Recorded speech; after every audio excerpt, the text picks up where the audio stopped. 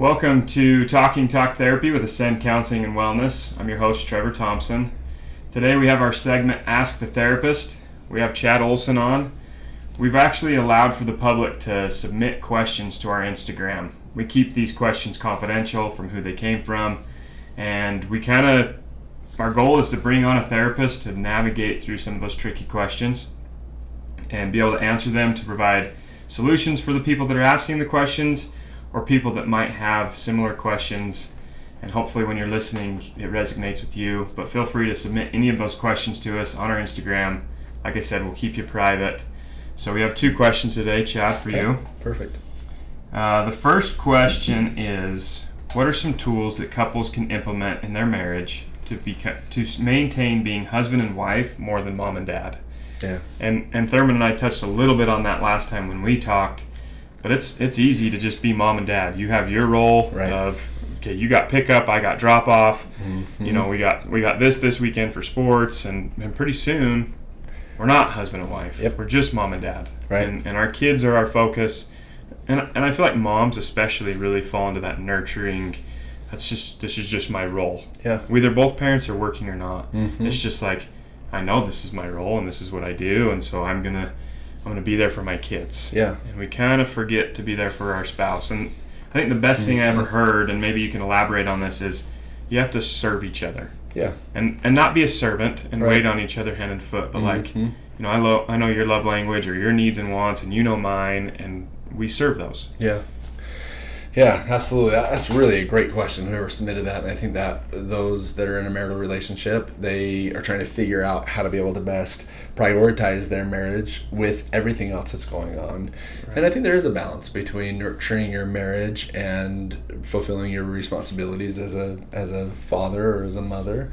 And, you know, you've heard this before, but I think there's a lot of value to it, is that idea of one of the best things that you can give your children is a model of a healthy marriage. Not a perfect marriage, like no one has that, right? But a healthy marriage, one where the husband and wife are prioritizing the relationship. I think one way to be able to look at it is to be able to look at the marriage as a separate entity that needs nurturing.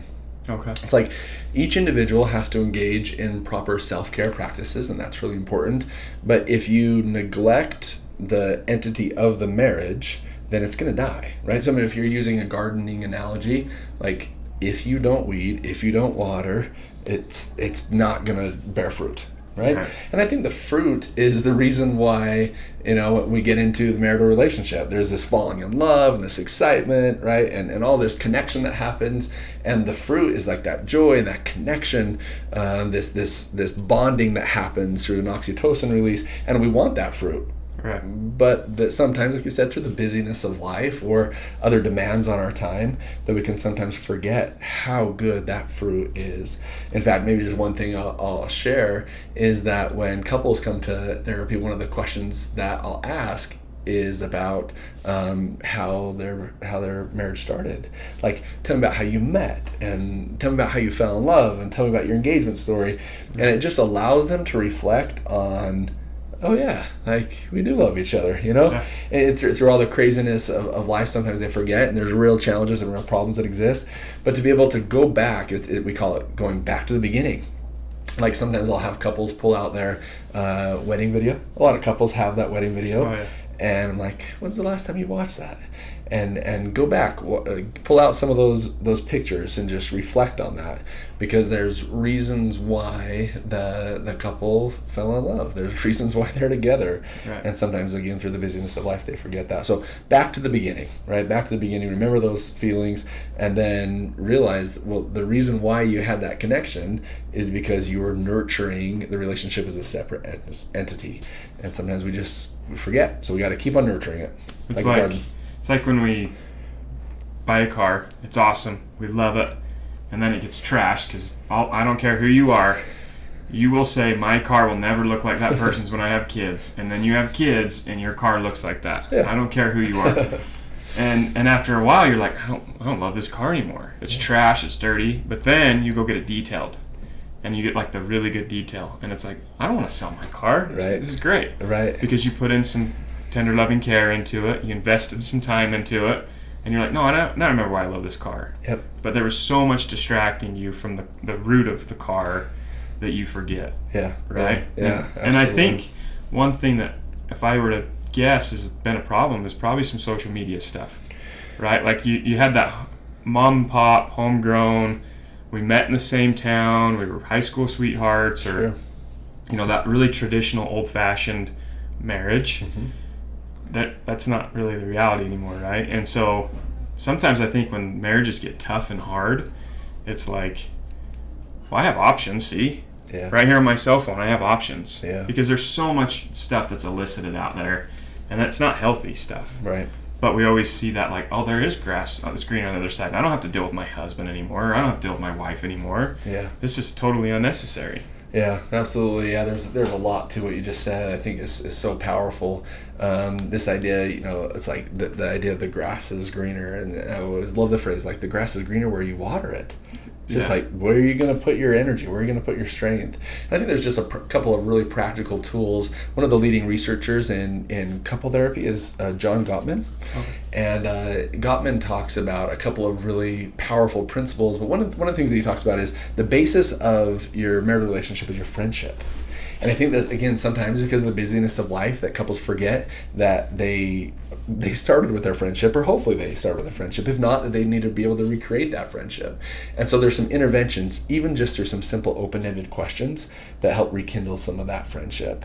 Okay. That we think we know the answer to, but maybe we, through the busyness of life, have forgotten those things. Gottman calls them love maps. And so maybe even in the link we can just include an attachment there. Awesome. That would be awesome. And just real practical things to be able to help nurture that friendship. The other thing that Gottman says, if it's okay if we just talk about this for a minute, is he calls it a weekly check-in session. Sometimes people call them couple councils, which is great. He calls it the state of our union.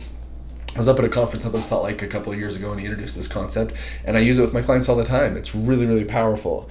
And the idea is that we have a structured, dedicated time to be able to do a check-in with each other.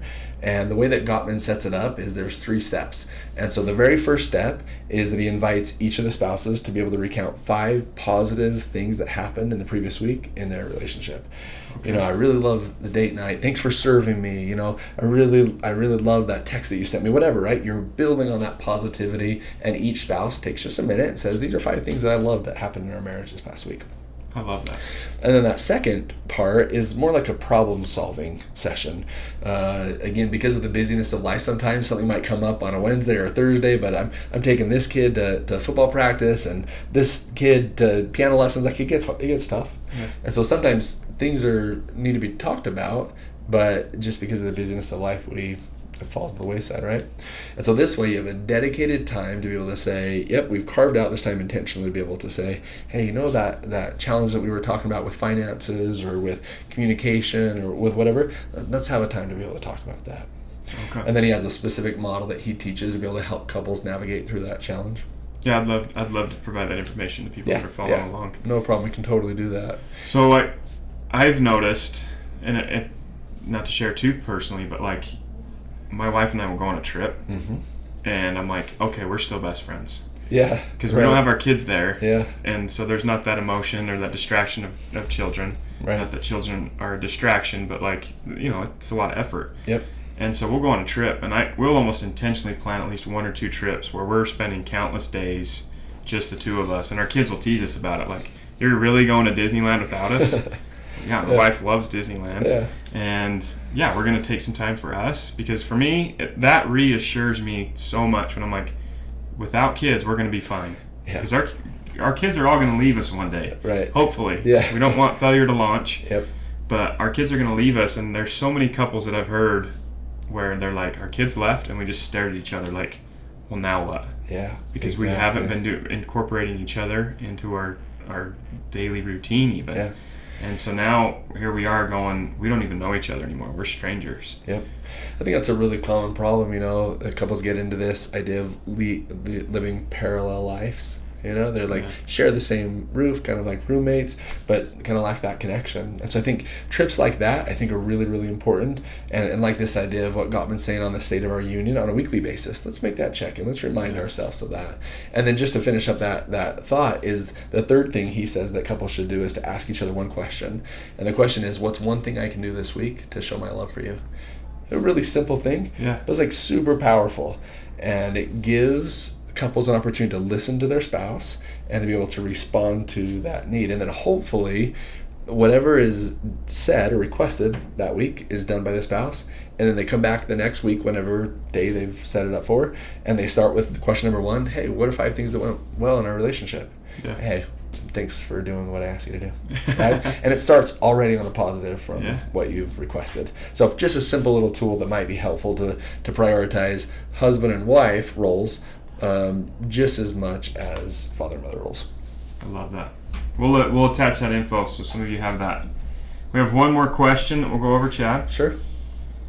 This person says, at what age should I allow my child to have social media, and what tips do you have on monitoring cell phone use?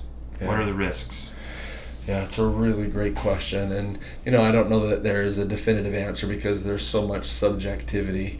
For those that have multiple children, you know how different each child can be. Right. And I think that's important to be able to gauge the maturity level and the readiness level of each child. I just got done listening to a book about Generation Z Unfiltered. Fascinating book. But one of the things that he had talked about is that sometimes members of this generation, they have opportunities that are not paired with responsibilities.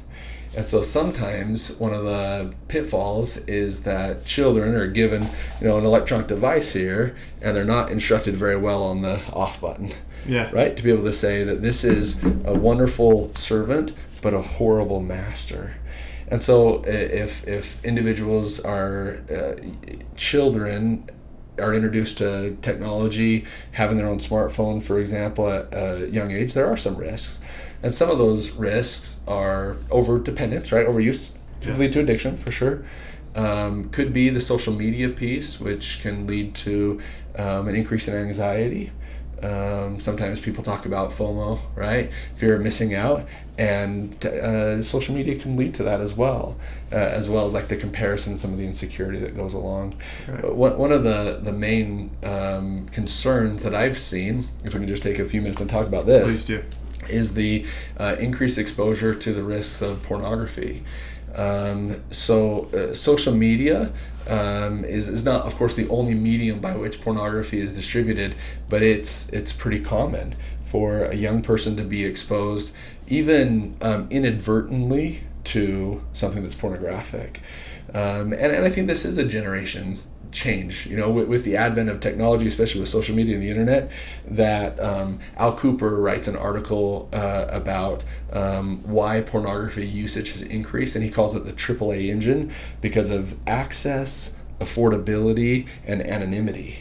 Okay. And you think about those 3 things as they would have existed in our parents' generation, it was completely different. Not that individuals didn't struggle with sexual compulsivity or pornography addiction, but it just looked a lot different, right? And so because of the accessibility that's basically 24/7 through the internet, and anonymity, which is basically like, I can do this and no one else has to know about it, at least that's the lie that they sell. And then affordability, right? I mean, you have access to the internet, you have access to pornography. It's really increased the exposure of pornography. And so some of the challenges that I've seen with adolescents, and not only adolescents, but usually that exposure happens pretty early in life. In fact, the research says that the average initial exposure to pornography is age 9. 9 years old. 9 years old. Wow. Yep. And so sometimes I think that as parents, we're thinking, that's a conversation I'm definitely going to have with my teenager, but it's like, no, you need to have it with your child, right? Age 6, 7, 8, inappropriate age development, ways.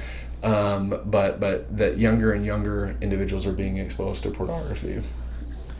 And it doesn't take a lot. I mean, you can scroll through a popular page on Instagram and see things that you're like, I have zero interest in seeing that. Yep. Why am I seeing that? Right. And it seems like they're almost trying to catch the eye of those that are vulnerable. For sure. And I would say not even almost. I mean, they definitely are. They're targeting it, right? And so if an individual, especially a child, doesn't have the skills and tools to be able to know what to do when exposed to pornography, then they're potentially on a downward slope because of the trap that it creates, right? These mixed emotions that if you haven't processed through them, or they don't have a plan to be able to know how to be able to react, then it can be really challenging. So I think one part, one of the questions that oftentimes comes up is the importance of filters. And I'm saying, yeah, filter at the phone level, filter at the router level, absolutely, but there has to be an internal filter.